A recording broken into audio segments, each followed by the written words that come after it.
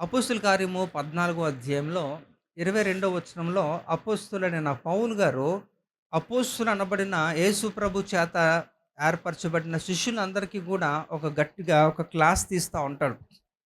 ఆ క్లాస్‌లో సారాంశం ఏంటంటే చదువుతారమ్మా? శిష్యుల మనసులను దృఢపరిచి హ్మ్. విశ్వాసమందు నిలకడగా ఉండవలెననియు హ్మ్. అనేక శ్రమలను అనుభవించి హ్మ్. మనము దేవుని రాజ్యములో ప్రవేశింపవలెననియు వారిని హెచ్చరించిరి. అంటే చూడండి ఇక్కడ యేసు ప్రభువు చేత ఏర్పరచబడిన వారు ఆ 12 మంది అపోస్తులు అనబడిన శిష్యులు కదా! మనందరికీ తెలిసిన సత్యమే. మరి అలాంటి శిష్యులు కూడా ఏమైపోయారట? యేసు ప్రభువారు భూమి మీద ఉన్నంత వరకు కూడా ఎలాగో ఏదో కష్టంతోనైనా మొత్తానికి వెంబడించారు. కొంచెం ముందుకు జరగండి నవ్య. కొంచెం ముందుకు జరుగు. స్థలం ఉంది కదా! రాణి కొంచెం ఇంకా నువ్వు కూడా జరగమ్మా. శిరీష నువ్వు కూడా. అక్కడ డోర్ దగ్గర ఎవరు కూర్చోకండి. వచ్చిన వాళ్ళకి ఇబ్బంది లేకుండా. కేజీ కొంచెం జరిగి కూర్చో. రైట్. కనుక మనం ఆలోచిద్దాం. ఇక్కడ యేసు ప్రభు చేత ఎంపిక చేయబడిన వారు ఈ యొక్క 12 మంది శిష్యులు. వాస్తవంగా యేసు ప్రభు వారి చేత ఎంపిక చేయబడలేదు శిష్యుడని. కానీ he was called as a second grade apostle. ఎవరు? అపోస్తులైన పౌలు గారు యేసు ప్రభు 12 మంది శిష్యుల్ని ఏర్పాటు చేసుకున్నట్టుగా ఆయన్ని పిలవలే. కానీ ఆయన చేసినాక మరి పనులను బట్టి మరి దేవుడు కనపరుచుకున్నాడు ఎవరు అనేది. అపోస్తలుల కార్యం 9వ అధ్యాయం 4వ వచనంలో యేసు ప్రభు వారిని ఆయన మొదటగా అక్కడ కనుగొంటాడు. సత్యం తెలుసుకుంటాడు. మరి 3 దినాల తర్వాత మరి ఆయన బాప్తీసం తీసుకున్న తర్వాత మరి ఆయన చనిపోయే వరకు కూడా 2 తిమోతి పత్రిక 4వ అధ్యాయం 7వ వచనం వరకు కూడా మనం చూస్తే అపోస్తలుల కార్యము 9:4 నుంచి 2 తిమోతి 4 పత్రిక 7వ వచనం వరకు కూడా మనం చూస్తే ఈ మధ్య కాలంలో ఆయన చేసిన పరిచర్య అంతా కూడా విస్తారంగా ఎక్కడ కూడా ఆయన మరలా వెనక్కి తిరగలేదు. అంతగా చక్కగా ఆయన పనిచేశాడు. ఎన్నో సత్యాలు నేర్చుకున్నాడు. యేసు ప్రభు వారితో కలిసి పనిచేసిన అనుభవం ఆయనకి లేదు వాస్తవంగా చెప్పాలంటే. ఎందుకంటే ఆయన ఏర్పరచుకోబడలేదు, ఆయన పిలువబడలేదు ఆ రీతిలో. ఈ 12 మంది శిష్యులకే ఆ భాగ్యం దక్కింది. మరి ఇలాంటి పరిస్థితిలో మీరు ఆలోచించండి. శిష్యుల కంటే కూడా ఎన్నో విషయాలు, ఎన్నో మర్మయుక్తమైన విషయాలు చక్కగా మరి మరణం తర్వాత జీవం గురించి ఆయన చెప్పినంత విధంగా మరి ఎవరు కూడా చెప్పలేదు. అనేక సత్యాలు మరి తెస్సలోనిక సంఘానికే గాని, కొరింథీ సంఘానికే గాని అనేకమైన సత్యాలు ఆయన చెప్పుకొస్తూ వచ్చాడు.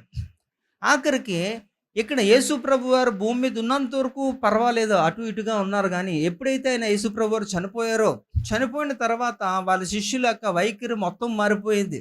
వారి భక్తి కూడా పోయింది.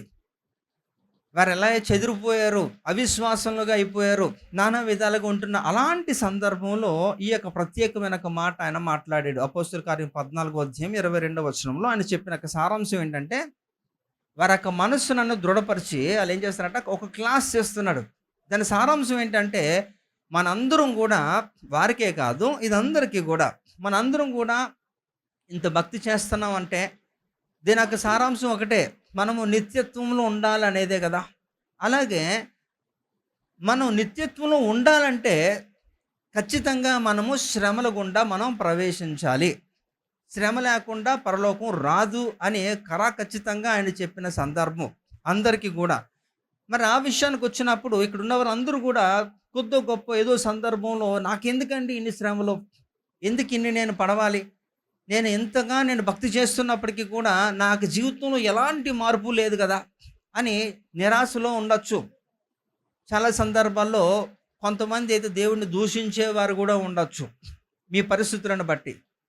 కనుక మీరు ఆలోచించండి.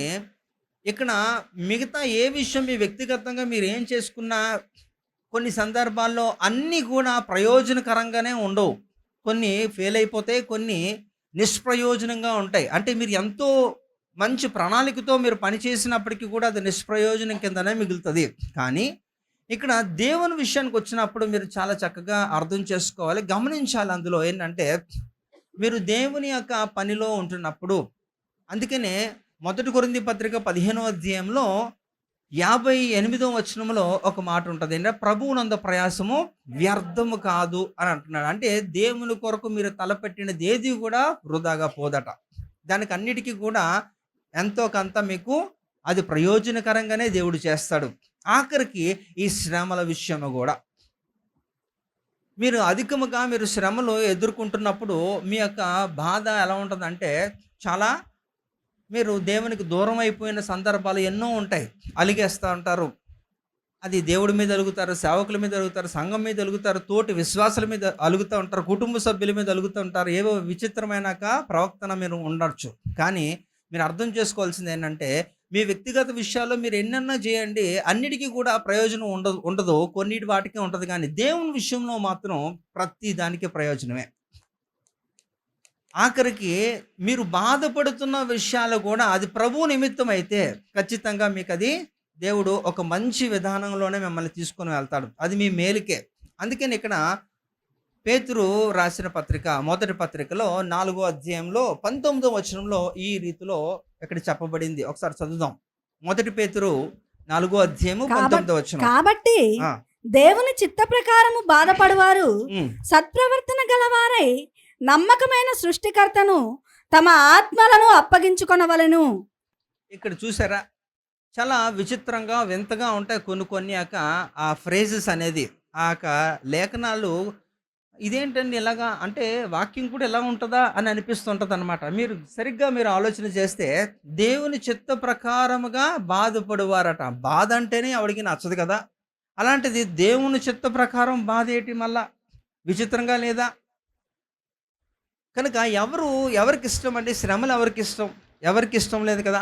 కష్టాలు, ఇలాంటి నష్టాలు, ఇలాంటివి ఎవరు కూడా వారి జీవితంలో ఉండాలి అనుకోరు ఎవరు కూడా. ఇన్ఫ్యాక్ట్ ఒకళ్ళు వస్తున్నా వాటిని అధిగమించి ముందుకెళ్ళిపోయి ఎప్పుడు కూడా సంతోషంగా ఉండాలి అనేది మనుషుల యొక్క ఆలోచన విధానం.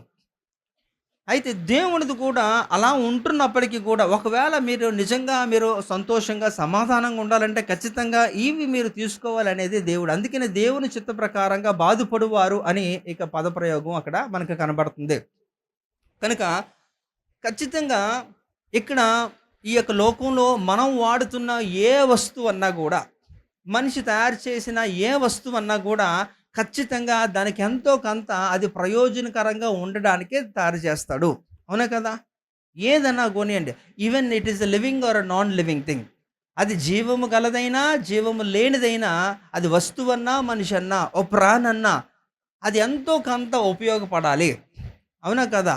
ఇప్పుడు ఉదాహరణకి ఇప్పుడు మీరు కూర్చున్న కుర్చీకి అది జీవము లేనిది, కానీ అది మనకు ఉపయోగపడుతుందండి? పడుతుందా? పడుతుంది. అలాగే ఈ టేబుల్ కానీ ఫ్యాన్ కానీ ఏదన్నా కూడా ఆఖరికి మీ ఇంట్లో ఉంటున్న ఒక చెత్త బుట్ట అది కూడా ఉపయోగపడుతుందా?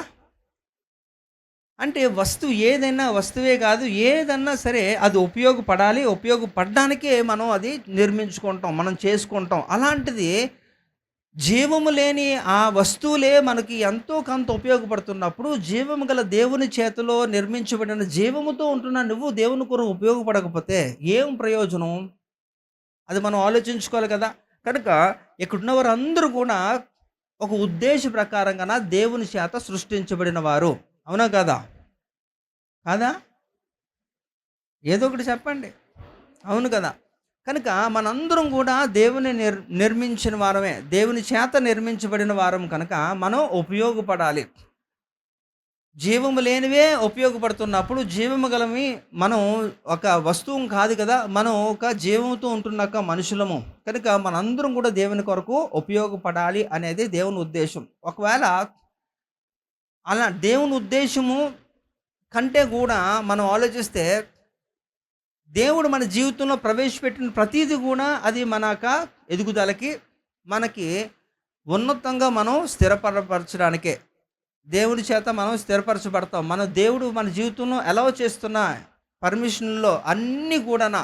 కనుక ఇక్కడ మనం ఆలోచిద్దాం. ఒకవేళ దేవుడు మన జీవితంలో కష్టములు కానీ ఇస్తున్నాడు అంటే దానికి కొన్ని యొక్క ఉద్దేశాలు ఉంటాయి. ఊరికినే దేవుడు ఎవరిని కూడా బాధించాడండి. అయితే మీరు అనుకోవచ్చు, దేవుడు ఎందుకండి మమ్మల్ని సృష్టించి మనల్ని ఎందుకు బాధించాలి అంటే, దేవుడు ఎప్పుడు కూడా సృష్టించిన ప్రతి వారికి కూడా వారి యొక్క ఉద్దేశ ప్రకారంగా దేవుడు చేయాలనుకుంటాడు. అయితే దేవుడు స్వయంగా కష్టాలు ఇవ్వకపోయినా దేవుడు కష్టాలను అనుమతిస్తాడు అని మనం కూడా తెలుసుకోవాలి. మన జీవితంలో ఇక్కడున్నవారు ఎవరు కూడా నాకు ఏ కష్టం లేకుండా ఉన్నాను అని అంటారు ఎవరన్నా? అనలేరు కూడా. ఎందుకంటే వారికి వారి యొక్క పరిస్థితులు వారికే తెలుసు. అది ఆర్థికం అవ్వచ్చు, ఆరోగ్యం అవ్వచ్చు, లేకపోతే ఇంకా ఇతర ఏమన్నా కావచ్చు. కానీ ఖచ్చితంగా అందరూ కూడా బాధను అనుభవిస్తూనే ఉంటారు. ఆ శ్రమలను ఎదుర్కొంటున్న శ్రమల్లోనే మీరు ప్రయాణం చేస్తూనే ఉంటారు. అయితే నాకు ఈ రోజు వరకు ఏ కష్టం లేదండి, నేను చాలా ప్రశాంతంగా ఉన్నానంటే మీకు ఏదో తేడా జరిగిందనమాట. మీ జీవితంలో ఏదో తేడాగా ఉందని మీరు తెలుసుకోవాలి.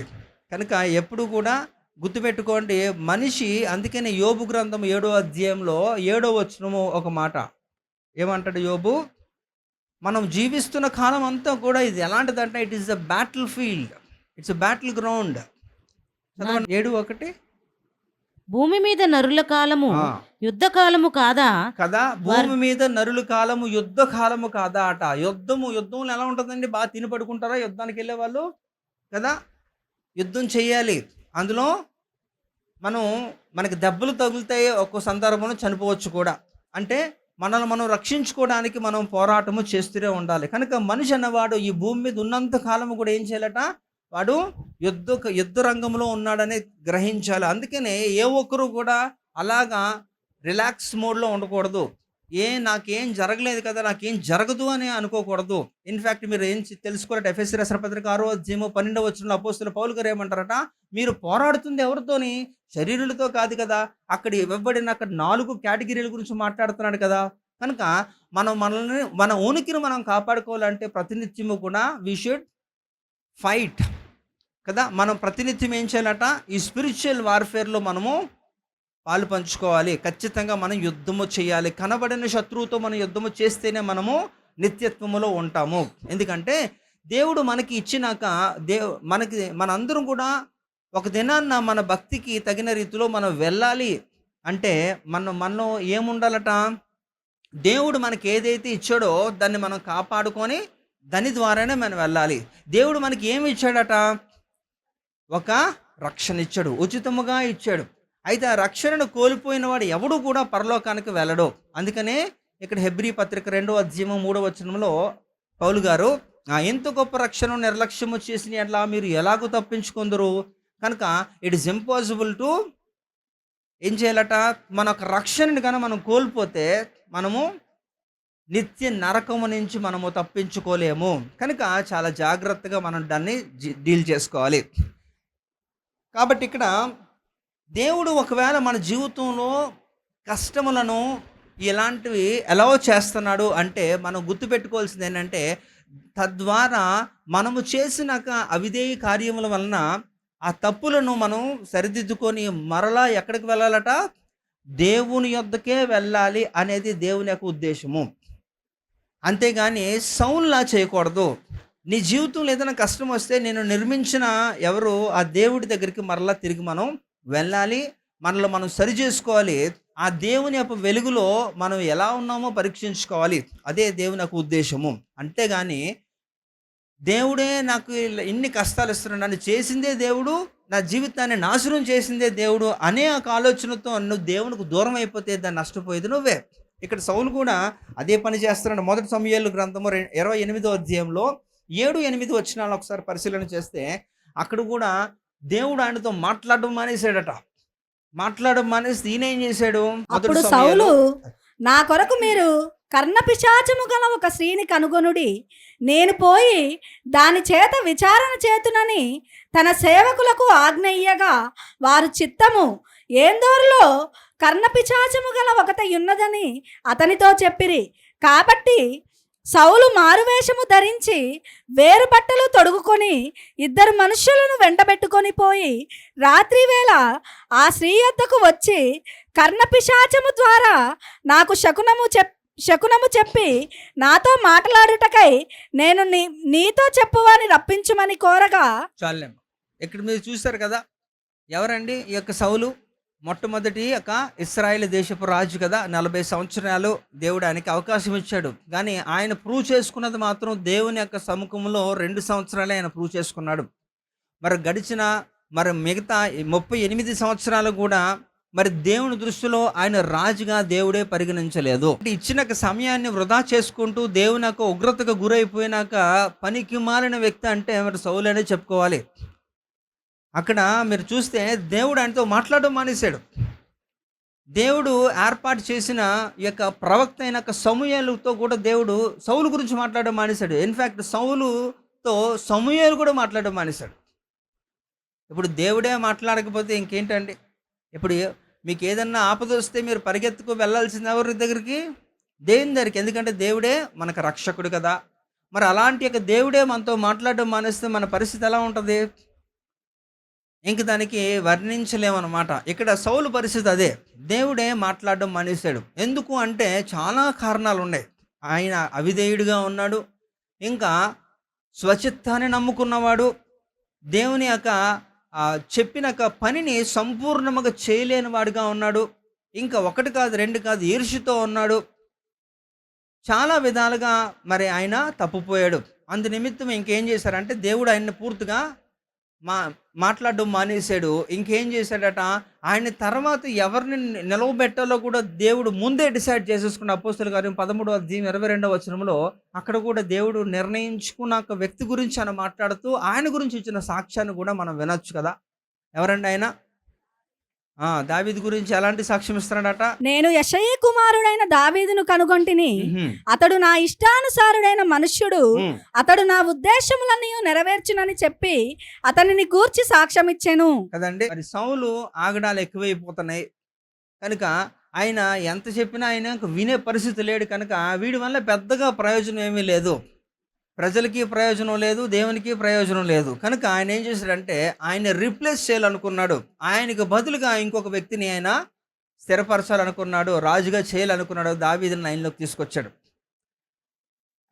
కనుక ఇక్కడ మీరు ఆలోచించండి, మనము అందుకే నేను స్టార్టింగ్లో చెప్పిన మాటే మీరు గుర్తుపెట్టుకోండి. మనుషులుగా మనము మన చేతులతో మనము చేసిన వస్తువు ఏదైనా కూడా అది ఖచ్చితంగా మనకు ఉపయోగపడాలనే ఒక ఉద్దేశంతోనే మనం చేస్తాం కదా. అలాంటిది జీవము గల దేవుడు మనకి జీవం ఇచ్చి మనల్ని నిర్మించినప్పుడు కూడా దేవుడు ఇలాంటి ఆలోచన కలిగి ఉండడం తప్ప రైటా? మనము మనుషులుగా మనం నిర్మించిన వస్తువులే మనకు ఉపయోగపడాలి అని మన ఆలోచనతో మనం చేస్తాం కదా. అలాంటిది జీవము గల దేవుడు మనకి జీవం ఇచ్చి మనము ఆయనకు ఉపయోగపడాలి అనుకోవడం తప్ప రైట్ అని అడిగాను. కనుక ఇక్కడ మనందరం కూడా ఆలోచిస్తున్నాం, ఉపయోగపడాలి. మనం చేసిన ఏదన్నా కూడా మనం టైం ఇన్వెస్ట్ చేసిన టైమే కానీ డబ్బే కానీ ఏదన్నా కూడా మనకు ఉపయోగకరంగా ఉండాలని ఆలోచించడం తప్పులేదు కదా. అలాంటిది దేవుడే అంటే నిర్జీవమైన వస్తువులే మనకు ఉపయోగపడాలనుకుంటున్నప్పుడు జీవం గల దేవుడు మనల్ని అంతగా తయారు చేసుకుంటా ఆయన స్వరూపంలో చేసుకున్న ఒక వ్యక్తి కదా. ఆయన మన నుంచి మనం ఉపయోగపడాలనుకోవడం తప్ప రైటా?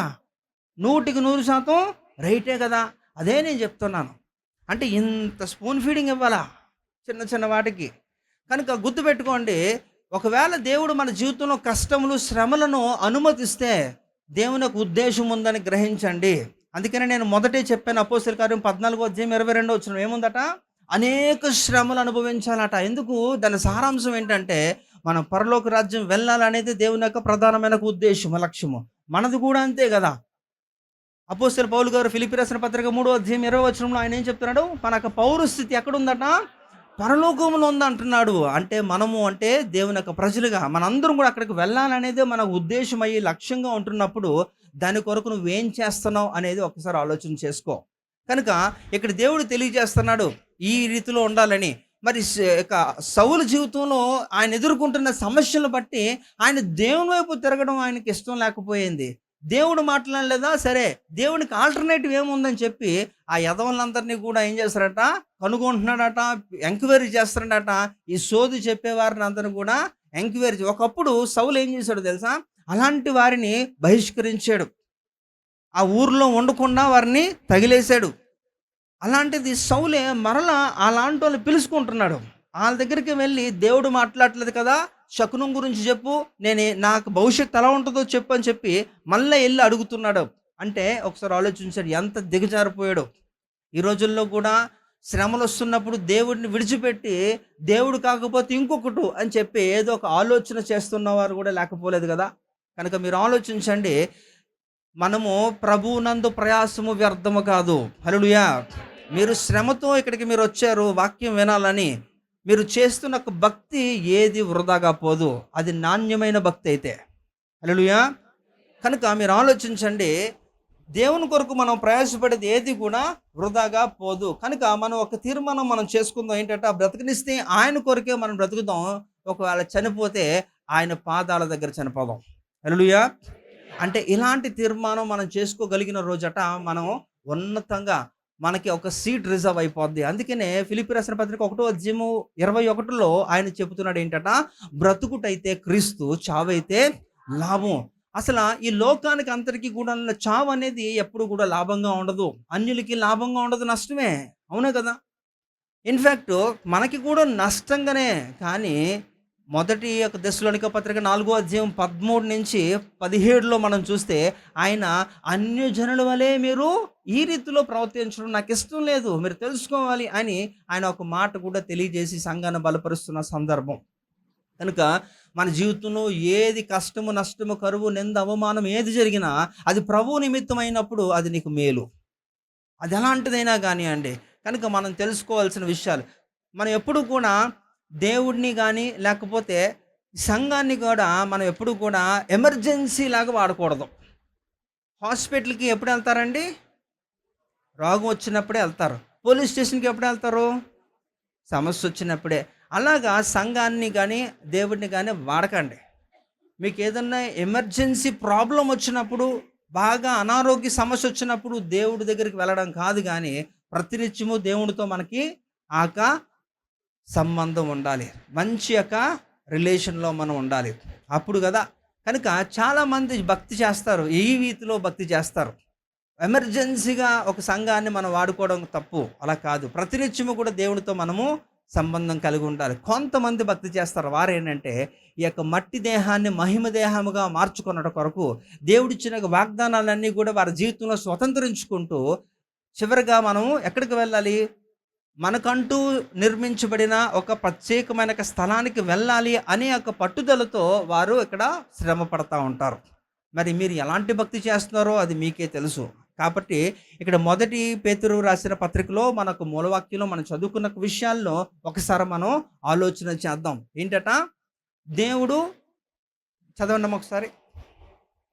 మొదటి పేతురు 4:19. కాబట్టి దేవుని చిత్త ప్రకారము బాధపడువారు సత్ప్రవర్తన గలవారై.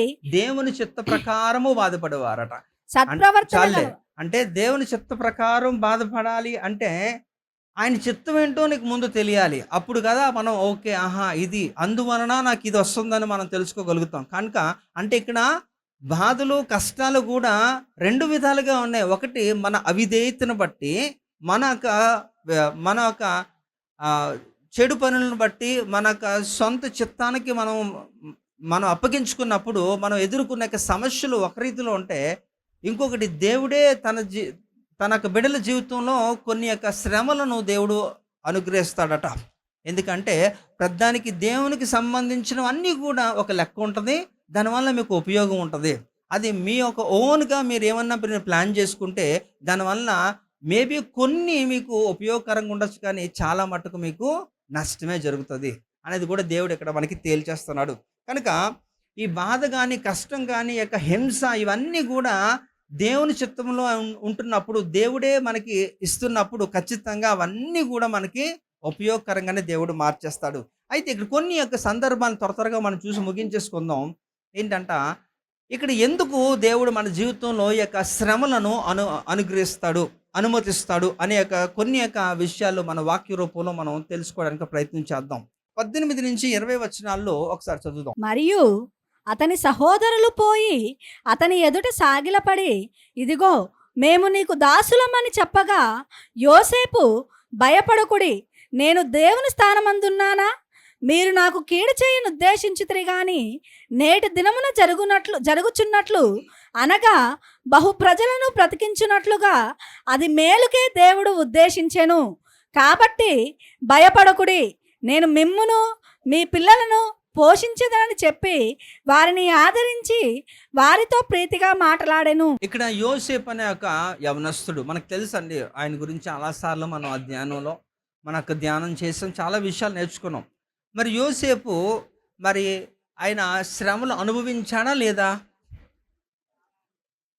మీకు తెలిస్తే తెలుసు అని చెప్పండి, మీకు తెలియకపోయినా సరే బలవంతంగా ఏదో చెప్పాలి అని నేను ఫోర్స్ చేయను. తెలియదండి అంటే ఇట్స్ ఓకే, నేను చెప్తాను. అంతేగాని మీరు మౌనంగా ఉంటే నాకు చాలా మెంటల్ వచ్చేస్తుంది అనమాట. అదే ఓకే. నాకు యాక్చువల్గా థైరాయిడ్ లేదు, షుగర్ లేదు, బీపీ లేదండి. మీ బట్టి ఏమన్నా వస్తాయి అంతే, అది కూడా చెప్పేస్తున్నాం.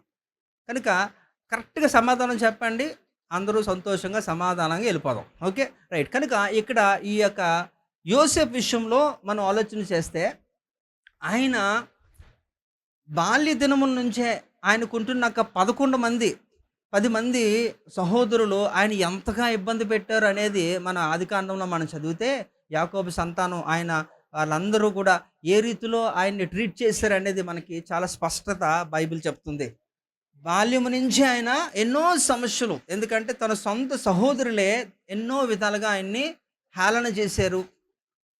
ఆఖరికి ఏం చేశారంటే వర్తకులకు అమ్మి వేశారు కదా, యోసేపుని అమ్మేశారండి. ఎంతకు అమ్మారు? 30 నాణ్యాలకు అమ్మేశారు. ఇక్కడ కొన్ని మనకి చాలా యేసు ప్రభును కూడా అలాగే అలా కొన్ని ఉంటాయి, ఫిగర్స్ అలాగా ఉంటాయి. అయితే దాని వెనకాతలు కూడా ఒక పరమార్థం ఉంటుందిలేండి, అవి ఎప్పుడైనా మనం కూర్చొని డిస్కస్ చేద్దాం. అయితే ఇక్కడ చూడండి, ఆయన వర్తకులకు ఆయన అమ్మేశారు. బాల్యంలో అంతా కూడా ఆయన ఈ యొక్క హేళనకు గురయ్యాడు, చాలా తక్కువగా చూశారు, సహోదరులే సొంత వారే. ఆ తర్వాత కాలంలో మరి ఐగుప్తుకు తీసుకొని వెళ్ళిపోయారు. పోతీఫర్ ఇంట్లో ఆయనకు బానిసగా ఆయన పెట్టారు. మరి పోతీఫర్ ఇంట్లో ఆయన సంతోషంగా సమాధానంగా ఉన్నాడా? లేదు కదా. అక్కడ కూడా మరి ఆయన భార్యతో అక్కడ కూడా చాలా ఇబ్బందులే గురయ్యాడు. ఆ తర్వాత కాలంలో ఏమైంది? పోనీ అక్కడి నుంచి ఏమన్నా అంటే అక్కడి నుంచి నేరుగా ఎక్కడికి వెళ్ళాడు? జైలుకి వెళ్ళిపోయాడు. జైల్లో సంతోషంగా ఉన్నాడంటే జైల్లో కూడా ఇబ్బందులే. అలాగా ఆటోమేటిక్గా ఇంచుమించుగా అంట 14 సంవత్సరాలంట ఆయన్ని జైల్లో పెట్టారట. ఏంటట? ఎలాంటి యొక్క తప్పు చేయకుండా ఆయన మీద ఒక నేరం మోపి ఆయన్ని 14 సంవత్సరాలు జైల్లో పెట్టారు. ఇప్పుడు మనకి ఇక్కడ ఐపీసీ ప్రకారంగా లేకపోతే బిఎన్సి ప్రకారంగా 14 ఇయర్స్ అంటే అది లైఫే కదా. 14 సంవత్సరాలు అంటే తక్కువేం కాదు కదా. అంటే ఇంకా సగం జీవితం అలాగ ఆల్మోస్ట్ అయిపోయినట్టే, ఇంకా వాళ్ళకి ఏమీ ఉండదు. అలాంటిది ఒక అన్యాయంగా ఒక వ్యక్తిని తప్పు చేయకుండా ఒక వ్యక్తిని జైల్లో అన్ని సంవత్సరాలు అలా పెట్టి బాధించారు అంటే ఒకసారి ఆలోచించండి, ఆ వ్యక్తి ఎంతగా కృంగిపోయి ఉండాలి, ఎంతగా మరి విరక్తి చెంది ఉండాలి. అయితే ఆయన ఎప్పుడు కూడా బైబిల్ ఎక్కడ కూడా ఆయన గురించి ఏది కూడా చెప్పలేదండి. ఆయన చేయని తప్పుకి ఆయన నిందని తీసుకున్నాడు, శిక్ష అనుభవించాడు. కానీ ఒక్క చోట కూడా ఆయన దేవుని దూషించినట్టుగా ఎక్కడా కూడా బైబిల్ చెప్పలేదు. ఇంకా ఆయన వ్యక్తిగత జీవితంలో కూడా మరి ఎక్కడన్నా సరే ఎవరైనా రాశారో, మోషే రాశాడంటే అలాగ కూడా రాయలేదు. ఆయన గురించి మంచి స్టేట్మెంట్సే ఉన్నాయి అన్ని చోట్ల కూడా. అంటే ఇక్కడ యోసేపు కూడా ఏమంటున్నాడట, నేను ఇప్పుడు మనం చదివినాక లేఖనాల కూడా, మీరు నాకు కీడు చేయని ఉద్దేశించితే కానీ నేటి దినమున జరుగునట్లు అనగా బహు ప్రజలను బ్రతికించినట్లుగా అది మేలుకే దేవుడు ఉద్దేశించును. హల్లెలూయా. మీరు నన్ను ఏదో అవహేళన చేసి నన్ను ఇబ్బంది పెట్టాలని మీరు అయితే ప్రయత్నం చేశారు, కానీ అది నాకు దేవుడు మేలుకే చేసాడట. మీరు నాకు కీడు చేశారు, కానీ ఆ కీడుని దేవుడు నాకు మేలుగా మార్చాడు. నాకే కాదు, నన్ను బట్టి అనేకులకు ఆశీర్వాదకరంగా. ఒకవేళ యోసేపే ఐగుప్తులు లేకపోతే ఆ చుట్టుపక్కల ఉన్న దేశాలు అక్కడికి కూడా ఆహారమే లేదు కదా. ఆఖరికి ఎవరైతే తను ఇబ్బంది పెట్టిన సహోదరులకే ఆహారమే ఉండకుండా వాళ్ళు కూడా చనిపోవును కదా. అంటే కొన్ని సందర్భాల్లో ఏదైనా దేవుడు అనుమతిస్తున్నాడు అంటే అది ఉన్నతంగా నిన్ను హెచ్చించడానికి అని గ్రహించండి. దేవుడు మీ జీవితంలో శ్రమలు మీరు అనుభవించే రీతిలో దేవుడు అనుమతిస్తున్నాడంటే అది మీ మేలుకని గ్రహించండి. ఇక్కడ తన జీవితంలో కూడా, యోసేపు జీవితంలో కూడా అన్ని సంవత్సరాలు ఆయన ఇబ్బంది పడినప్పటికీ కూడా ఆఖరికి ఆయనకి ఇవ్వబడిన ఉన్నతమైన పదం ఏంటంటే ఒక ఐగుప్తు దేశానికి రాజు తర్వాత రాజు. అవునా? ఎందుకంటే ఫరో మాత్రమే ఊరికే పేరుకే రాజు కానీ నడిపించేదంతా కూడా యోసేపే. అన్ని దేశాలకి కూడా ఆహారాన్ని అందించాడు, ఎంతో ఆశీర్వాదకరంగా మారిపోయాడు. ఒకవేళ కానీ ఆయన శ్రమ పడుతున్నప్పుడు ఇది ఎందుకురా బాబు అని చెప్పి ఆయన కానీ మరి దేవుణ్ణి దూషించినా లేకపోతే ఇంకేదన్నా సరే దేవుణ్ణి విడిచిపెట్టుంటే ఖచ్చితంగా నాకు తెలిసి యోసేపు జీవితం అక్కడితో ముగిసిపోను. ఆయన గురించి అంతగా మరి ఇంకా ఆ, విస్తారంగా ఆయన గురించి ఏమీ కూడా మంచిని అయితే చెప్పకుండా ఉందరు బైబిల్. కానీ ఇక్కడ అలా కాదు. కనుక మన జీవితంలో ఏది జరుగుతున్నప్పటికీ కూడా అందుకనే మనం ఏం చేయాలట, శ్రమలు ఆయన చిత్తము అని గ్రహించాలి. అవునా? శ్రమలు ఆయన చిత్తము. ఎందుకంటే అపోస్తులు 14:22లో మనం ఒక మూలవాక్యంగా మనం చదువుకున్న దాంట్లో ఏంటట, ఖచ్చితంగా అనేక శ్రమలు అనుభవించాలట. అనేక శ్రమలు అనుభవిస్తేనే మనం ఎక్కడికి వెళ్తామట, దేవుని రాజ్యంలోకి ప్రవేశిస్తాము అనేది ఇక్కడ నిర్ణీతము. అంతే, ఇది అప్పుడు మార్చరు. కనుక మీరు ఇంట్లో సుఖంగా ఉండాలి, ఏది కూడా మీకు ఏ చిన్న కష్టం కూడా రాకూడదు అనుకుంటే ఇంకెందుకు మీరు దేవునికి పనికిరారు, వేస్ట్. అలాంటి వాళ్ళు దేవుడికి వద్దు కూడా. కనుక మీరు దేవుని కొరకు సాహసంగా ఏదైనా చేస్తారా? కొంత 10 మంది మీరు వాళ్ళని సువార్త చెప్పి వాళ్ళని రక్షించడానికి ఏమన్నా చేస్తున్నారా? ఏదో ఒకటి చెయ్యాలి. పనికిరానివే జీవము లేని వస్తువులే మనకు ఉపయోగపడుతున్నప్పుడు మనం ఉపయోగపడాలా వద్దా అనేది ఇక్కడ మనం ఆలోచించాలి. ఖచ్చితంగా మనం పడాలి. అది దేవుని నిమిత్తం అంటున్నప్పుడు ఒకవేళ అలాంటి యొక్క సంఘర్షణలో మనకి ఎన్నో శ్రమలు మనం ఎదుర్కొన్నప్పటికీ కూడా అవి మనకు మేలే. హల్లెలూయా, అది మేలే. కనుక ఇక్కడ యోసేపు జీవితం మనకి చాలా చక్కగా దేవుడు చూపిస్తున్నాడు. యోసేపుని అనేకులకు ఆశీర్వాదకరంగా పెట్టాడు. ఇప్పుడు కొంతమందిని దేవుడు అలా పెడతా ఉంటాడు అన్నమాట.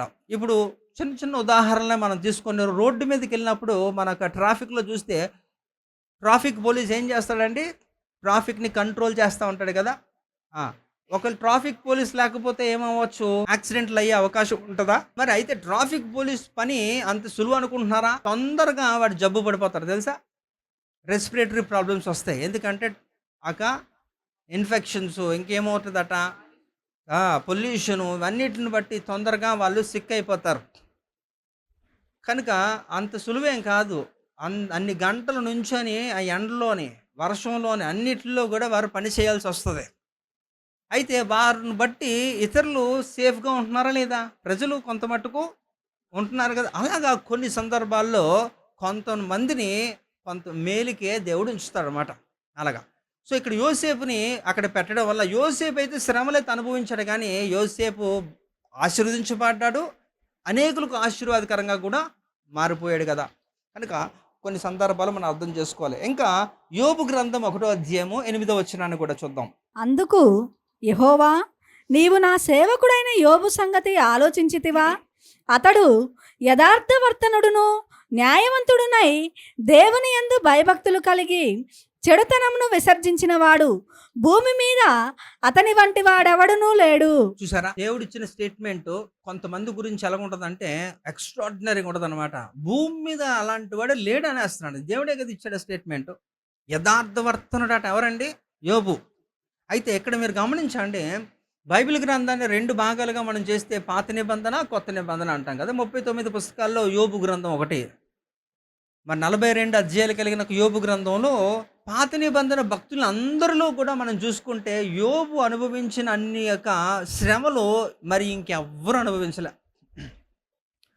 పాత నిబంధనకి యోబే అత్యధికంగా అలా కనబడతాడు. అదే రీతిలో కొత్త నిబంధనకు వచ్చిన అపోస్తలుడు పౌలు గారే కనబడతారు. అలాగా వాళ్ళిద్దరే, అంతే. వాళ్ళిద్దరికి మించి ఇంకెవరు కూడా అన్ని శ్రమలు అయితే అనుభవించలేదు. అయితే ఇక్కడ యోబు ఎన్ని శ్రమలో మనకు తెలుసు. మీరు 41 అధ్యాయాలు కూడా చదివితే 42 అధ్యాయము ఆఖరిది వదిలేయండి, అది వదిలేస్తే 41 అధ్యాయంలో కూడా ఆయన ఎన్ని రీతిలో ఆయన ఇబ్బంది పడ్డాడో. అసలు ఫస్ట్ స్టార్టింగ్లోనే 1వ అధ్యాయంలోనే మొత్తం ఆయన అంతా కూడా ఎగిరిపోద్ది. ఆయన ఎంతగా చక్కగా ఆయన ఆస్తి ఏంటి, ఆయన పరిస్థితి ఏంటి అనేది 2-3 వచనాలు చెప్తాడు. ఆ తర్వాత అంతా ఎగిరిపోయింది. ఆయన ఎన్ని బాధలు అనుభవిస్తాడో మీరు ఆ 41 కూడా చదువుకోవాలి అంతా కూడా. అంటే ఇక్కడ ఒక వ్యక్తి అన్ని రీతిలో అన్ని విధాలుగా ఏంటంటే ఆరోగ్యపరంగా, ఆస్తిపరంగా, మానసికంగా, భౌతికంగా అనేక రీతిలో ఒకదాని తర్వాత ఒకటి గ్యాప్ లేకుండా అలా ఉంటున్నప్పుడు ఎలా ఉంటుంది, ఇంక వేస్ట్. నేను బ్రతికే ఉండడమే వేస్ట్, అవునా? అలాంటి యొక్క ఆలోచనలోకి వెళ్ళిపోతారు. సూసైడ్ చేసుకుంటారు, ఇంకేవో చేసుకుంటారు. ఇంకా అవే కాకుండా ఈ దేవుడు ఉన్నాడా అని దేవుడు ఉనికినే ప్రశ్నిస్తూ ఉంటారు, దేవుడిని దూషిస్తారు, ఇంకా నానా విధాలు అన్నీ పని చేస్తూ ఉంటారు. కానీ ఇక్కడ యోబు విషయంలో చూస్తే ఎక్కడ కూడా తన్ను తాను నిందించుకున్నాడు, కానీ దేవుడిని మాటల చేత కూడా ఆయన దూషించలేదు. ఇన్ఫ్యాక్ట్ 2:7 అలాగే 2:9లో కూడా మనం చూస్తే 7, 8, 9లో అక్కడ యోబు భార్య వచ్చినప్పుడు కూడా ఆ భార్యని ఏమంటారు, మూర్ఖురాల్లాగా నువ్వు మాట్లాడొద్దు అని తన్నే హెచ్చరిస్తాడు. కానీ అక్కడ కూడా ఏమండవు. అంటే ఇక్కడ యోబు ఎన్నో శ్రమలు ఆయన పొందుకున్నాడు, భూమి మీద ఉంటూ అనేక శ్రమలు ఆయన పొందుకున్నప్పటికీ కూడా.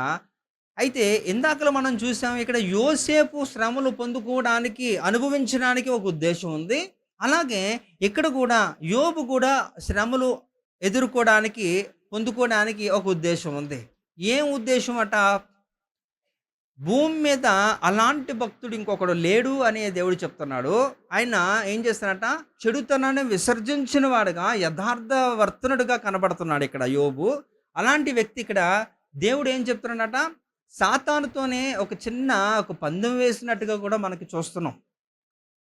యేసు ప్రభు వారు దేవుడు ఏం చేస్తారంటే సాతాను పిలిచి, ఇప్పుడు మనం చూడొచ్చు, ఐ థింక్ 1:5-6 చదవండి సార్. యోబు గ్రంథం 1:5-6 చూడండి. వారి వారి విందు దినములు పూర్తి కాగా యోబు తన కుమారులు పాపము చేసి తమ హృదయములలో దేవుని దూషించిరేమో అని వారిని పిలువనంపించి వారిని పవిత్రపరిచి అరుణోదయమున లేచి వారిలో ఒక్కొక్కని నిమిత్తమై దహన బలి నర్పించుచూ వచ్చెను. యోబు నిత్యము అలాగున చేయుచుండెను. దేవదూతలు యెహోవా సన్నిధిని నిలుచుటకై వచ్చిన దినమొకటి తటస్థించెను. ఆ దినమున అపవాది అగువాడు వారితో కలిసి వచ్చెను. యెహోవా, నీవు ఎక్కడి నుండి వచ్చితివని వానిని అడగగా, అపవాది, భూమి మీద ఇటు అటు తిరుగులాడుచు అందులో సంచరించుచూ వచ్చితినని యెహోవాకు ప్రత్యుత్తరం ఇచ్చెను. ఓకే, మనకి తెలుసు అక్కడి నుంచి ప్రారంభం అవుతుంది ఎలాగనేది. ఇంకా వాళ్ళిద్దరూ మాట్లాడుకోవడం. భూమి మీద ఒక చక్కటి యొక్క నీతిమంతుడు, మరి యథార్థ వర్తనుడిగా పిలువబడుతున్న యోబు నా సేవకుడు, నా భక్తుడు అని దేవుడు ఆయన గురించి చెబుతున్న సందర్భం. మరి సాతానుతో ఈ యొక్క మాటలు ఆ తర్వాత అంతా కూడా మనకు తెలిసిన సందర్భమే.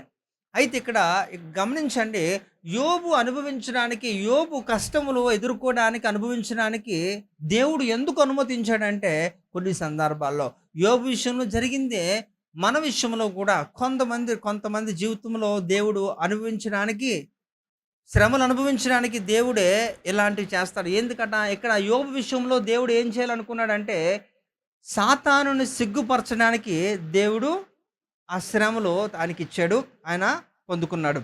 అంటే కొందరు విషయంలో ఇలాంటి యొక్క సాతాన్ని సిగ్గుపరచడానికి, కొందరు విషయంలో అనేకులకు ఆశీర్వాదకరంగా మార్చడానికి, అంటే ఏదైనప్పటికీ కూడా అది నింద, అవమానం, శ్రమ, కరువు, ఖడ్గము ఏదైనప్పటికీ కూడా దానికి ఒక విలువ ఉంటుంది, దానికి ఒక ఉద్దేశం ఉంటుందని గ్రహించండి.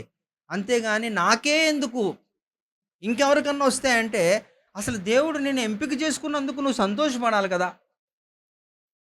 ఎప్పుడూ ఆనందం, ఎప్పుడూ సమాధానమే కాదు, కొన్ని సందర్భాల్లో మనం తీసుకోవాలి. వాస్తవంగా చెప్పాలంటే మానవుడు బ్రతుకు కాలం అంతా కూడా యుద్ధ కాలము అని ఇదే యోబు గ్రంథంలో ఆయన 7:1 మాట్లాడుతున్నాడు. కనుక ఖచ్చితంగా ప్రతి ఒక్కరు కూడా అలాంటి యొక్క పరిస్థితిలో ఎదుర్కోవాల్సిందే. నాకు వద్దు అంటే కుదరదు, వద్దు అంటే సరే అయితే నువ్వు ఉండిపో. ఎప్పుడు ఉండిపోతారు? దేవుడు సంఘాన్ని తీసుకొని వెళ్ళిపోయేటప్పుడు ఎవరైతే అమ్మో నేను పడలేనండి, నేను ఇక్కడే ఉంటానంటే హ్యాపీగా ఉండిపో, పర్వాలేదు. వెళ్ళకపోతే పరలోకంలో ఏమీ కూడా ఆగిపోవు. దేవునికి ఆ స్తుతి ఆరాధన ఆగదు. దేవుడు ఏమైతే చేయాలనుకున్నాడో ఏ పని ఆగదు. మీరు ఆగిపోతే మీకే నష్టం కదా. కనుక ప్రతి ఒక్కరిని కూడా ఆయన తీసుకొని వెళ్ళాలని ఎంతో ఆయన శ్రమ పడుతున్నాడు. ఆ శ్రమలో నీకు ఆశీర్వాదకరంగా మారడానికే ఇవన్నీ కూడా చేస్తున్నాడని గ్రహించండి. కనుక ఎందుకు కొన్ని సందర్భాలు అంటే, కొందరు జీవితాలను బట్టి, వారి శ్రమలను బట్టి ఇతరులకు ఆశీర్వాదకరంగా మార్చడానికి దేవుడిస్తే, కొంతమందికి ఎందుకు ఇస్తున్నాడంటే సాతాన్ని సిగ్గుపరచడానికి యోబులాగా అలా కూడా శ్రమలో ఇస్తాడు అని తెలుసుకోవాలి. అంతేగాని మనకి నచ్చినట్టుగా లేదండి ఇప్పుడు కాదండి అంటే, లేదండి మరి ఒక 91వ కీర్తన అది బాగుంది కదా, 14వ వచనం అదేదో నాకు చేసేస్తే బాగుంటుందంటే అది అందరికి అవ్వదు. ఏముంది అక్కడ? ఆయన ప్రేమించువారు ఆ! తప్పించేది ఎప్పుడో, శిక్షించేది ఎప్పుడో కూడా ఆయనకి తెలుసు. తప్పించే దగ్గర తప్పిస్తాడు, శిక్షించే దగ్గర శిక్షిస్తాడు. తప్పించినప్పుడు బాగున్నాడు దేవుడు గానీ, శిక్షించినప్పుడు మాత్రం బాలేదు కదా! ఆ! సో, మీరు ఇలా ఆలోచిస్తే దేవుడు ఇంకొకలాగా ఆలోచిస్తాడు. కనుక కొన్ని సందర్భాల్లో ఇది కూడా గ్రహించండి. ఎందుకు నాకు అనకండి. ఇది మంచిది. శ్రమలు సహించువాడు ధన్యుడు అంటున్నాడు కదా! ఆ ధన్యత అంటే ఏంటంటే దేవునితో పాటు నిత్య రాజ్యములో మీరు కూడా ఆయనతో కలిసి ప్రభుత్వం చేసేయడమే. ఇంకా మనం చూద్దాం. హెబ్రీ పత్రిక 2వ అధ్యాయము 18వ వచనం. తాను శోధింపబడి హ్మ్. శ్రమ పొందెను గనుక శోధింపబడు వారికి నీ సహాయము చేయగలవాడై ఉన్నాడు. హల్లెలూయా. ఇక్కడ చూడండి, ఇక్కడ కూడా హెబ్రీ గ్రంథకర్త అయిన అపోస్తలుడు పౌలు గారు ఈ యొక్క విషయం చెప్తున్నాడు. అయితే మరి ఈయనకెందుకు, మరి ఈయన జీవితంలో కూడా చాలా శ్రమలు. అపోస్తల కార్యము 9:4 నుంచి ప్రారంభం అంతవరకు కూడా ఆయనకి ఏమీ లేదు. ఆయన ఏం చెబితే అదే చక్కగా ఎంజాయ్ చేశాడు. ఎలా ఎంజాయ్ చేశాడంటే, ఇతరులందరూ కూడా బాధపడుతుంటే ఈయనకి సంతోషం కదా. ఆయన ఎలాంటి వాడో ఆయన గురించి ఆయనే చెబుతూ ఉంటాడు. అది కూడా చూద్దాం. ఇక్కడ 1 తిమోతి పత్రిక 1వ అధ్యాయము 15వ వచనం. యేసు ప్రభువు ఎందుకు వచ్చాడో చెబుతూ ఆయన చెప్తాడు మళ్ళా. పాపులను రక్షించుటకు ఆ, క్రీస్తు యేసు లోకమునకు వచ్చిన వాక్యము ఉమ్, నమ్మదగినదియు ఉమ్, పూర్ణాంగీకారమునకు యోగ్యమైనదే ఉన్నది. ఉమ్హు, అట్టి వారిలో ఆహా, నేను ప్రధానుడను ఆహా, అయినను ఆ, నిత్య జీవము నిమిత్తము ఆ, తనను విశ్వసింపబో వారికి ఆ, నేను మాదిరిగా ఉండులాగున ఆహా, యేసుక్రీస్తు ఆ, తన పూర్ణమైన దీర్ఘశాంతమును ఆ. ఆ ప్రధాన పాపినైన నాయందు ప్రధాన పాపటండి, ప్రధాన పాపి. ఎందుకంటే మనకు తెలిసి, నాకు తెలిసి బైబిల్ గ్రంథంలో హేరోదు చంపించాడు, నీరో చక్రవర్తి చంపించాడు, ఆ తర్వాత పౌలే చంపాడు. రోమా ప్రభుత్వంలో రోమన్స్గా ఈ చక్రవర్తులు వాళ్ళందరూ కూడా ప్రజల్ని, దేవుని యొక్క బిడ్డల్ని ఎంతగా హింసించారు. క్రైస్తవులు అనబడిన వారిని మొదటి శతాబ్ది కాలంలో ఆదిమ సంఘంలో ఎంతమందిని కోసారో వీళ్ళంతా కూడా ఎలా అయితే వీళ్ళు చేశారో, ఆ తర్వాత కాలంలో దాదాపుగా ఒక 36 అంటే ఐ థింక్ 40 క్రీస్తు శకం 40 తర్వాత మరి ఈయన చేసిన అన్ని యొక్క హత్యలు ఏ యొక్క భక్తుడు చేయలేదండి. దమస్కు పట్టణంలో మరి ఈ యొక్క క్రైస్తవులందరూ కూడా వెళ్ళి దాక్కుని ఉంటే వారందరిని కూడా చంపడానికి అధికారపూర్వకంగా పత్రాలన్నీ రెడీ చేసుకొని మరి ఆయన రోమా నుంచి దమస్కు పట్టణానికి వెళుతుంటాడు. అక్కడ ఆ సందర్భంలో అపోస్తలుల కార్యము 9వ అధ్యాయం 4వ వచనం ఎన్కౌంటర్ జరుగుతుంది అక్కడ. అంటే అంత ముందు వరకు కూడా ఎంతమందినో చంపేశాడు.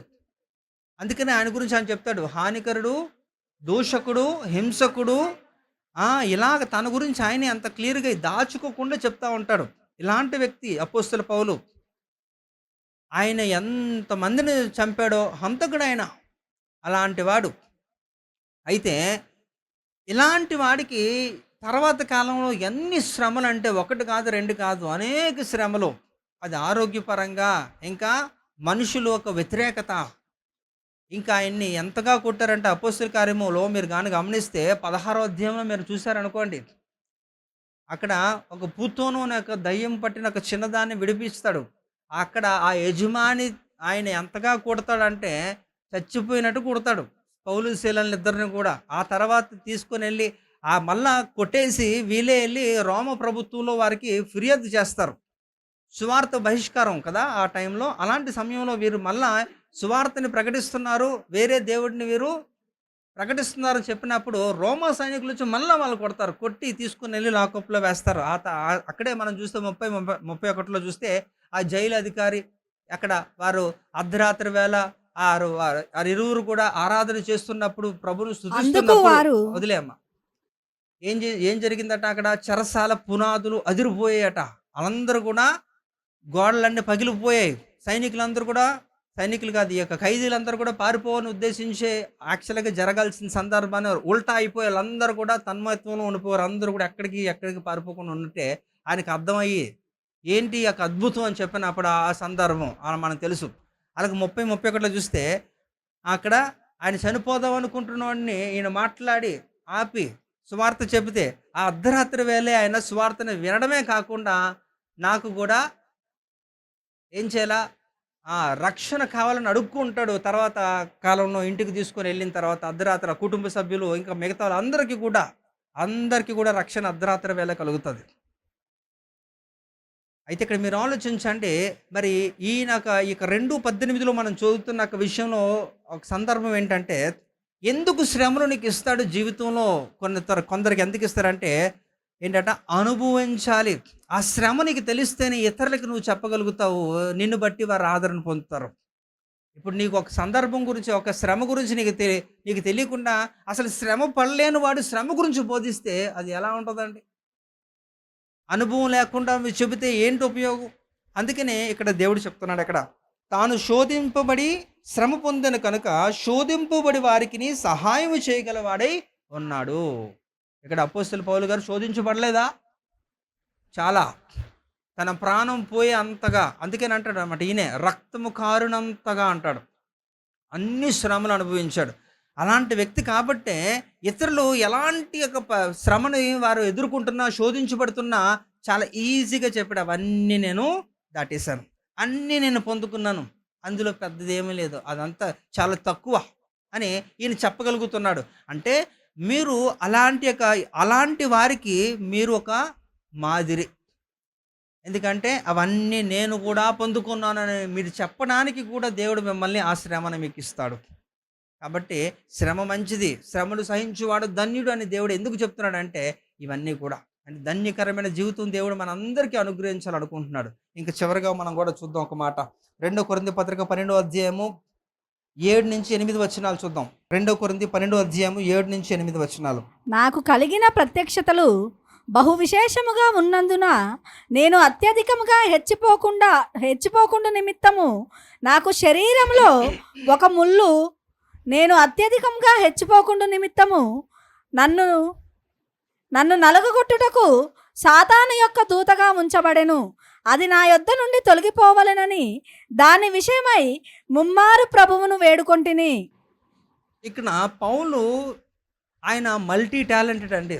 ఒక విషయం కాదు, ఆయన అనేక విషయాల్లో నిష్ణార్థుడైన ప్రొఫెషనల్. ఆయన అది చంపడం విషయంలో అన్నా, సువార్త చెప్పే విషయంలో అన్నా, మతలబులు చేయాలన్నా అన్నిట్లో ఆరితీరిపోయాడు. ఎందుకంటే గమేలియల్ అనే ఒక ధర్మశాస్త్ర ఉపదేశకుడిగా పిలువబడుతున్న ఒక వ్యక్తి దగ్గర ఒక సన్హెడ్రిన్ సభలో ప్రధాన పాత్ర పోషిస్తూ రబ్బోనీలుకి వాళ్ళందరికీ ఒక ప్రత్యేకమైన స్థానం ఉంటుంది. అలాంటిది ఈ యొక్క గమేలియల్కి ఈజ్ అ జూయిష్ స్కాలర్ అన్నమాట. ఆయన ఒక శాస్త్రి.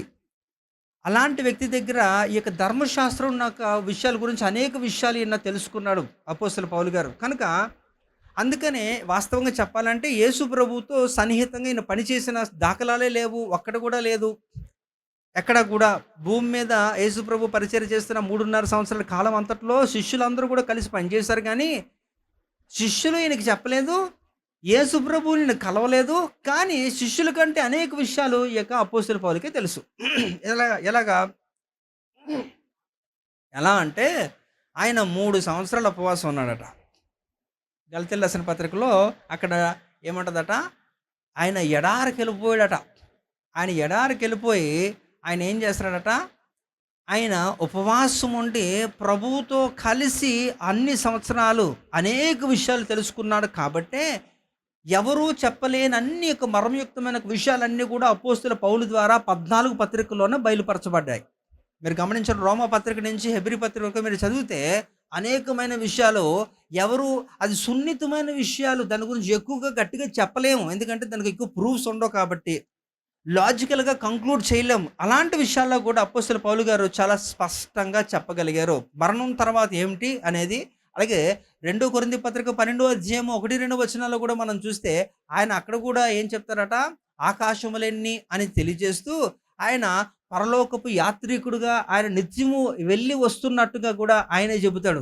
మరలా అదేదో గొప్పగా అందరూ ఆయనకు ఏదో పొగుడుతారు అనుకున్నాడో లేదో నాకు తెలీదు గానీ, ఆయన మరలా అక్కడ చిన్న ట్విస్టెడ్ మేనర్‌లో కూడా చెబుతాడు. ఏంటట, నేను శరీరముతో వెళ్ళానా? ఆత్మలో వెళ్ళానా? అని మళ్ళా అక్కడ చిన్న తెకమగ్గా పెట్టేసి సైలెంట్ అయిపోతాడు. కారణం ఏంటంటే అతిశయం వచ్చేస్తది. నువ్వు సూపరు అంటున్నప్పుడు ఆహా! అని ఒక మనసులో ఎక్కడో ఒక ఎకో అలా వస్తా ఉంటదనమాట. అందుకనే ఇక్కడ కూడా శ్రమలు ఎందుకు ఇస్తున్నాడంటే, ఈయన విషయంలోనే ఇందాకలా మనం చూసాం హెబ్రీ పత్రిక 2:18 వచనంలో చూస్తే, అనుభవం ఉండాలని, అది మీకు ముందుగా తెలియాలని, సో దట్ మీరు ఇతరులకి ఆదరణకర్తగా మీరు ఉండగలుగుతారు. మీరు శోధించబడితేనే శోధించబడుతున్న వారికి మీరు ఆదరణ ఇవ్వగలుగుతారు అని ఆయన విషయంలోనే నిరూపితం చేస్తే, ఇక్కడ కూడా 2 కొరింథీ పత్రికలో మళ్ళా ఇంకొక విషయం ఏం చెప్తున్నాడో తెలుసా? అది కూడా నువ్వు అనుభవిస్తేనే అని, అది కూడా ఆయన గురించి అని చెబుతున్నాడనమాట. శరీరంలో ఒక ముళ్ళు. ఈయన ఐతు కొనక యవనస్తుడు ఆ 3వ ఫ్లోర్‌లో 3వ అంతస్తులో ఆయన కిటికీ దగ్గర కూర్చొని వాక్యం వింటున్నప్పుడు, చల్ల గాలి వస్తున్నప్పుడు ఆయన అది ఆస్వాదిస్తూ సగం ఎక్కడ సగం అక్కడ ఉంటూ నిద్రలో జోగి కింద పడిపోయాడట. పడిపోయిన తర్వాత ఆయన పడి వెంటనే మరణించాడట కదా! చావు బతుకుల్లో ఉన్నాడా? మీరు కరెక్ట్ తెలుసుకోవాలి. ఆయన ఆఖరి స్థితిలో ఉంటున్నప్పుడు ఈయన వెళ్ళి ఏమి చేయలేదు. చచ్చిపోయిన తర్వాత వెళ్ళాడు, గుర్తుపెట్టుకోండి. ఈజ్ డెడ్ కన్ఫర్మ్ చేశారు. చనిపోయిన తర్వాత ఆ తర్వాత వెళ్ళి ఈయన బ్రతికించాడు. అంటే నేనేం చెప్తానంటే, రోగం గొప్పదా, మరణం గొప్పదా? మరణమే గొప్పది కదా. అంటే రోగం అంటే బాగు చేసుకోవచ్చు, మరణాన్ని ఏడ్ చేస్తాం, ఏం చేయలేం కదా. అలాంటిది మరణించాడు. అలాంటి యొక్క మరణించిన ఐతూకునే ఈయన బ్రతికించాడు. అలాంటిది ఎంతోమంది రోగాలను కూడా ఈయన స్వస్థత ఇచ్చాడు కదా, స్వస్థపరిచాడు కదా ఇక పౌలు గారు. అలాంటిది మరణించిన వారినే బ్రతికించాడు. రోగస్తులను అందరినీ కూడా స్వస్థత ఇచ్చిన ఒక వ్యక్తి ఇక్కడ ఆయనకు సొంత రోగాన్ని ఆయన ఏమీ చేసుకోలేకపోయాడు. ఆయనకి ఎన్ని సమస్యలు ఉన్నాయి. కంటి సమస్య ఉందట, గలతీయులు రాసిన పత్రికలో ఉండదు అక్కడ. మీరు మీ కళ్ళు పీకేసి ఇచ్చేద్దాం అనుకున్నారు కదా ఒకప్పుడు అని ఆయన చెబుతూ వాళ్ళని అప్రిషియేట్ చేస్తారు. కానీ మళ్ళీ ఏంటి ఎలాగైపోయి రేట్ అని వాళ్ళకి ఒక చిన్న చొరకేస్తాడు. అంతేకాదట ఆయన కాళ్ళు కూడా దొడ్డి కాళ్ళు అంటారు, బోలాగా ఉంటాయి. అంటే దానివల్ల తొందరగా పరిగెత్తలేరు, అదొక ప్రాబ్లం. అంతేకాదట ఆయనకి పెద్ద పేగు సమస్య ఉందట. అందువల్ల తరచుగా ఆయనకి కడుపు నొప్పి వస్తుందట, అదొక సమస్య ఉంది. అంటే ఆయన శారీరకంగా కూడా ఫిట్ కాదు, సమస్యలు ఉన్నాయి. అంటే మానసికంగా ఎంతో ఒత్తిడి ఉంది. ఎందుకంటే అనేక సంఘాలు, అనేక మంది వ్యతిరేకతలో ఆయన పనిచేస్తున్నాక, ప్రతికూల పరిస్థితుల్లో పనిచేస్తున్న సందర్భాలు ఒకటైతే, అనారోగ్య స్థితిలో ఎన్నో కారణాలు, పరిస్థితులు బాగాలేదు ఆయనకి ఎప్పుడు కూడా. అందు నిమిత్తం ఆయన ఏం చేస్తాడంటే, దేవా నాకు ఈ యొక్క సమస్య ఉంది కదా, ఇలా నొప్పి వస్తుంది కదా అని చెప్పి 2 సార్లు మరి దేవుడిని ఆయన అడగడం జరిగింది. దేవా దీన్ని తీసేస్తే నీకే నేను ఇంకా ఎక్కువగా పని చేస్తాను కదా, ఇది తీసే అంటే అసలు దేవుడు దాని గురించే మాట్లాడడం మానేశాడు, ఏమీ చెప్పలేదట. ఈయన ప్రార్థన చేస్తే స్వస్థతలో, చనిపోయిన వారు బ్రతికించడం, ఎన్నో మ్యాజిక్లు బోల్ జరిగితే ఈయన సొంత సమస్యని ఆయన పరిష్కరించలేని ఒక పరిస్థితికి వచ్చేసాడు. 2 సార్లు అయితే దేవుడే మాట్లాడలేకపోతే పిచ్చకపోవాలి మరి, అంతే కదా. అయితే 3వసారి మరలా అదే సమస్యను తీసుకుని వెళ్ళి దేవుని దగ్గర మాట్లాడితే 2 కొరింథీ పత్రికలో ఆయన ఏమంటారట, my grace is sufficient for you. ఏంటంట, నా కృప నీకు చాలు అనే ఒక మాటతో తేల్చేసినప్పుడు అందులో ఉన్నాక మర్మం అర్థమైపోయింది. స్వస్థత కంటే కృప అధికమైనది, విలువైనది అని తెలుసుకున్నాడు. అంటే అంతవరకు కూడా నేను అనుకుంటాం హీ వాజ్ ఆల్మోస్ట్ లైక్ ఇమ్మెచ్యూర్డ్గా ఉన్నాడు. అది క్రైస్తవత్వంలో ఒక బైబిల్ స్కాలర్స్ అలాగ ఒక చిన్న ఒక స్టేట్మెంట్ పాస్ చేస్తారు ఆయన గురించి. ఎలా అంటే, అప్పటికే ఈ 2 కొరింథీ పత్రిక ఆ సందర్భానికి వెళ్ళక మునిపే ఆయన ఎంతో పెద్ద సేవ చేశారు. ఐ థింక్ 2 మిషనరీ ట్రిప్స్ అయిపోయాయి. 3 మిషనరీ ట్రిప్లో 2 మిషనరీ ట్రిప్లు అయిపోయి విస్తారమైన సంఘాలు కట్టేశాడు, అనేకులను క్రీస్తు వైపు నడిపించేశాడు. అంత గొప్పగా ఉన్నతమైన పరిచర్య చేస్తున్న వ్యక్తి కూడా స్వస్థత మీద ఇంకా ఆయనకి ఒక ఆలోచన ఉంది, కానీ కృప మీద ఆయనకి ఎక్కువగా లేదు. అందు నిమిత్తం దేవుడు ఏం చెప్పాడంటే, నా కృప నీకు చాలు. అయితే కృప ఉంటే ఇంకా విలువైనది. స్వస్థత ఏముంది, ఈ శరీరం ఏమైంది అని 1 కొరింథీ పత్రిక 15వ అధ్యాయంలో శరీరం గురించి ఆయనే మాట్లాడతాడు కదా. అలాంటి వ్యక్తి ఇక్కడ తెలుసుకున్నాడు కనుక ఆ తర్వాత నుంచి విచిత్రం ఏంటంటే ఆయనకున్న సమస్య ఆయన మర్చిపోయాడట. హల్లెలూయా. సమస్య మర్చిపోయి ఇంకనూ విస్తారంగా పరిచర్య చేసేసాడట. చనిపోయే వరకు కూడా మరలా ఆయనకు నొప్పి ఉన్నట్టు ఆయనకి తెలియలేదు, మరలా అడగలేదు, ఎవరికి చెప్పలేదు. అలాగా ఆయన ముందుకెళ్ళిపోయాడు. అంటే ఇక్కడ మీరు అర్థం చేసుకోవాలి, ఎందుకు ఇస్తాడు అంటే, ఎందుకు అంటే అన్నమాట. కొన్ని సందర్భాల్లో ఇతరులకి నువ్వు ఆశీర్వాదకరంగా ఉండడానికి దేవుడు శ్రమలిస్తే, సాతాన్ని సిగ్గుపరచడానికి దేవుడు శ్రమలిస్తే, అనుభవంతో నువ్వు ఇతరులకి శోధించబడుతున్న వారికి నువ్వు ఆదరణగా ఉండడానికి దేవుడు ఇస్తాడు. ఇవన్నీ కూడా అంటే దేవుడు ఏది ఇచ్చినా అది దానివల్ల నీకు ఉపయోగమే, ఊరికినే ఇవ్వడు. దేవుడు కొరకు మనం అందుకనే ఈ యొక్క వాక్యం గుర్తుపెట్టుకోండి, ప్రభువునందు ప్రయాసము వ్యర్థము కాదు. మీరు ఏం చేసినా కూడా అది దేవుని నిమిత్తం మీరు చేస్తే ఖచ్చితంగా దానికి బహుమానం ఉంటుంది. హల్లెలూయా. ఆ బహుమానం మనందరం కూడా పొందుకోవాలి. నేటి దినాల్లో మనం ఎదుర్కొంటున్న సమస్యలు ఎన్నో ఉంటాయి. కొన్ని చెప్పుకోవచ్చు, కొన్ని చెప్పుకోలేము. కానీ ఏదైనప్పటికీ కూడా అది ప్రభువుకి సంబంధించి, దేవుని రాజ్యానికి సంబంధించింది అయితే ఖచ్చితంగా మీరు బహుమానం పొందుకుంటారు. హల్లెలూయా.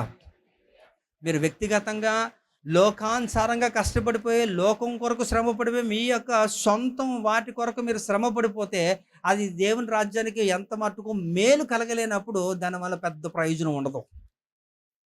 అందుకనే 2 కొరింథీ పత్రిక 7వ అధ్యాయంలో కూడా ఆయన మాట్లాడతాడనమాట. ఏంటట, లోక సంబంధమైన ఒక శ్రమ మరణాన్ని తీసుకొస్తుందట కదా. దైవ చిత్తానుసారమైన ఒక శ్రమ ఏంటట, రూపాంతరం, మానసాంతరం అట, రక్షణను కలుగజేస్తుందట. హల్లెలూయా. కనుక మనకి తెలుసున్నప్పటికీ కూడా, లేదంటే నేను ఇదే నాకు ఎక్కువ, నేను నా దాని కొరకే నేను ఎంత ఇబ్బంది పడుతున్నాను అంటే దానివల్ల పెద్ద ప్రయోజనం ఉండదు, తాత్కాలిక ప్రయోజనాలు ఇవన్నీ కూడా. కనుక శ్రమ మీ జీవితంలో వస్తుందంటే మీరు సంతోషించండి. అందుకనే 2 కొరింథీ పత్రిక 8వ అధ్యాయంలో అక్కడ మాసిదోనియా సంఘం గురించి అక్కడ మాట్లాడుతూ, మాసిదోనియాకి కలిగిన కృప మీకును కలుగును గాక అని చెప్పి కొరింథీ సంఘానికి చెప్తాడు. వారిని వీరికి కంపేర్ చేస్తాడు. వారట తినడానికే వారికి లేదట, వారు దరిద్రులుగా ఉన్నారట. వారు ఎప్పుడు కూడా వాళ్ళు 3 పూటలు ఎప్పుడు కూడా భోజనం చేయలేదట అండి. వారి గురించి ఒక ఆర్టికల్ చదివాను. ఒక దాంట్లో చాలా బాధ, దుఃఖం అనిపించింది అనమాట. 3 పూటలు కూడా వాళ్ళు ఎప్పుడు తినలేదటండి. ఒక్క పూటే తిన్నవారట. 2 పూటలు తినాల్సిన ఆహారం అంతటిని కూడా ఆ ధనాన్ని మరి ప్రభు సేవ నిమిత్తం అట వారు అపోస్తలుల పౌలు గారు ఒక పిలుపు వేస్తారన్నమాట. ఒక పిలిపిస్తారు. ఏంటంటే అందరి దగ్గర కలెక్ట్ చేస్తారు, ఫండ్ రైజ్ చేస్తూ ఉంటారు. ఎందుకంటే మిషనరీస్ని పంపించడానికి ఫండ్ రైజ్ చేస్తున్నప్పుడు మాసిదోనియా సంఘం నుంచి అత్యధికమైన విలువ గల ధనాన్ని వారే పంపించగలిగారు. అది చాలా చాలా అది నాకు ఒక దుఃఖం వచ్చేసింది అవన్నీ చదువుతున్నప్పుడు. చాలా సందర్భాలు మనం మాట్లాడుకున్నాం, కానీ మీరు జ్ఞాపకం ఉందో లేదో. అంటే వాళ్ళకట ఏ శ్రమ వచ్చినా వారు ఎంతో సంతోషం, ఉల్లాసంగా వారు ఉంటారట. ఎందుకంటే శ్రమ సహించేవాడు ధన్యుడని వారికి తెలుసు. కాబట్టి వారు లేమిలో ఉంటున్నప్పటికీ కూడా, దరిద్రంలో ఉంటున్నప్పటికీ కూడా ఉదార స్వభావంతో దేవుని యొక్క ఔన్నత్యాన్ని వారు ఏంటో ప్రకటించగలిగారు. చాలా చక్కగా వారు సేవ పరిచర్యకి ఎంతో చేశారు వారు. అందుకే వారు ఒక గొప్ప మాదిరిగా ఉండిపోయారు. కాబట్టి కొరింథీ సంఘానికి అర్థం అవ్వలేదు, వీళ్ళతో నాకేంటి. ఎందుకంటే అక్కడ ఉన్న సంఘాలన్నింటిలో కూడా తలమానికంగా ఉంటుంది కొరింథీ సంఘం, అన్ని విషయాల్లో కూడా. ఇంకా కొరింథీ సంఘం ఏంటట, చాలా పెద్దదే. అందుకే మీరు కూడా చూడండి, 1 కొరింథీ పత్రిక, 2 కొరింథీ పత్రిక, ఇట్స్ విస్తారమైనది, పెద్దది అది. కనుక దాన్ని 2 పార్ట్స్గా చేసి వారందరికీ కూడా చెప్తాడు చాలా విషయాలు. వారికి ఎక్కువ కానీ వారికి లేనిది వీరికి ఉన్నది, అది ఆ పోలిక చూపించినప్పుడు వారు సిగ్గుపడ్డారట వారంతా కూడా. కనుక దేవుడు మన జీవితంలో శ్రమలో అనుమతిస్తున్నాడంటే దానికి ఒక ప్రత్యేకమైన ఒక ఉద్దేశం ఉందని గ్రహించండి. అది దేవుని చిత్తము. అందుకనే మరొకసారి చదువు, 1 పేతురు పత్రిక 4వ అధ్యాయం 19వ వచనం. కాబట్టి దేవుని చిత్త ప్రకారము బాధపడువారు, ఇదే విచిత్రంగా ఉంటుంది కదా, దేవుని చిత్త ప్రకారం బాధ ఎవరికి నచ్చదు అంటే దేవుని చిత్త ప్రకారం కూడా బాధపడు వారికి గురించి మాట్లాడుతున్నాడు. మనం ఒకవేళ మన జీవితంలో శ్రమలు ఎదుర్కొంటున్నామంటే అది దేవుడు అనుమతిస్తున్నాడని, దేవుడు మన జీవితంలో అనుమతిస్తే ఖచ్చితంగా అది మనకు మేలని గ్రహించండి. హల్లెలూయా. కనుక ఇక మీదటి నుంచి ఎవరు కూడా నాకు అది ఉందండి, నాకు ఇది ఉందండి, నాకు ఇదే అది ఇవేం చెప్పకండి దయచేసి.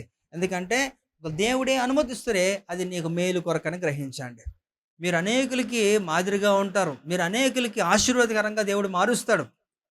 ఇంకా సాతాన్ని సిగ్గుపరిచి దేవుని యొక్క మహిమను మీరు కనపరచలాగిన మీ ద్వారా దేవుడు మహిమపరచబడ్డం అంటే అది మీకు ఎంతో రివార్డ్. అది కనుక ఇవన్నీ కూడా దేవుడు మన జీవితంలో చేసే కార్యాలని గ్రహించండి.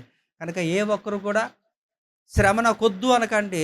మాసిదోనియా సంఘము ఏ రీతిలో శ్రమలను వారు ఇన్వైట్ చేశారో, వారందరూ కూడా ఆహ్వానించారో, అట్టి రీతిలో అట్టి యొక్క కృప మీకును కలుగును కాక.